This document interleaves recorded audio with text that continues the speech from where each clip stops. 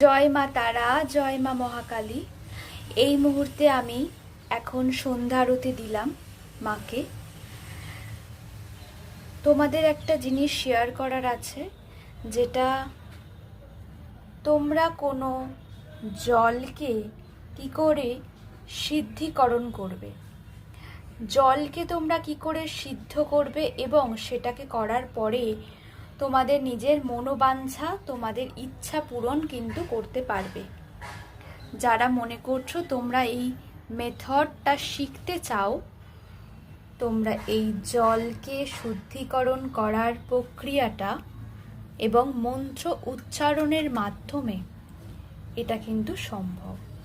যারা মনে করছো এটা শিখতে চাইছো, তারা অবশ্যই যোগাযোগ করো এবং এই জলের মাধ্যম থেকে তোমাদের জীবনে তোমাদের যাবতীয় যা